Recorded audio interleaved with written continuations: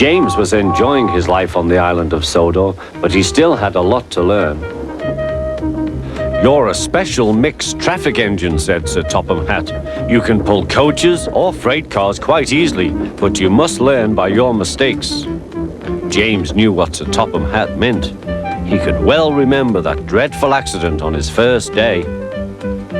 "Be careful with the coaches, James," said kind little Edward. "They don't like being bumped." Everyone came to admire James.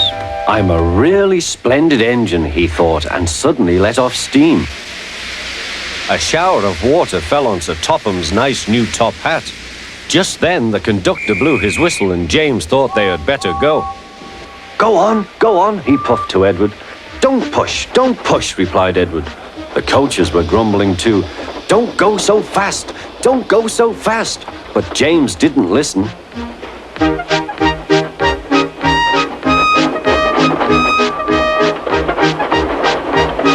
When at last they stopped at the next station, 2 coaches were beyond the platform. They had to go back to let the passengers out. But no one seemed to know about Sir Topham's new hat, so James felt happier. Presently they came to the station where Thomas was waiting with his 2 coaches. Hello, James, said Thomas. Feeling better? That's right. Oh, that's my conductor's whistle. I must go. I don't know what Sir Topham Hatt would do without me to run this branch line. And he puffed off importantly. Edward and James passed the field where James had had his accident. The fence was mended and the cows were back again.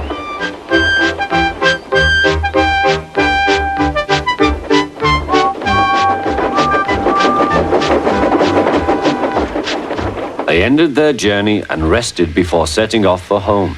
James was still wondering what Sir Topham would have to say about his new hat.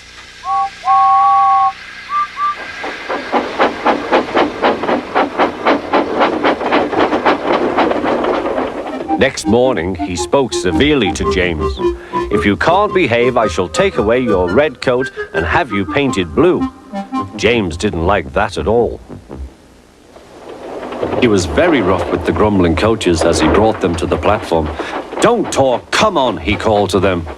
Gordon never has to fetch his own coaches, he thought to himself, and he's only painted blue. To make James even more cross, this time no one came near him. I'll show them, he thought. They think Gordon is the only engine who can pull coaches.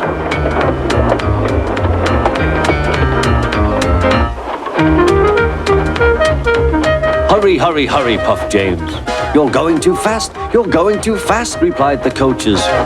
James laughed and tried to go faster, but the coaches wouldn't let him. We're going to stop, they said. We're going to stop.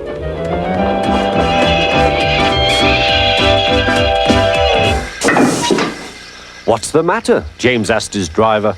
The brakes are hard on. Leak in the pipe, most likely. You've banged the coaches enough to make a leak in anything. How shall we mend it? Said the conductor. We'll do it with newspaper and a leather bootlace, replied the driver. Well, where is the bootlace coming from? Asked the conductor. Ask the passengers, said the driver. You have a leather bootlace there, I see, sir, said the conductor to a smartly dressed man. Please give it to me. I won't, said the man.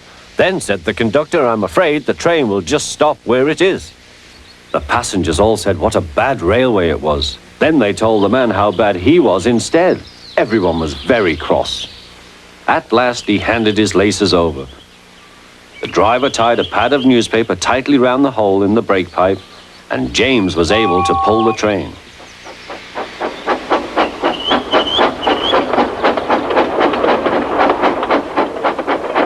But he was a sadder and wiser James and took care never to bump coaches again.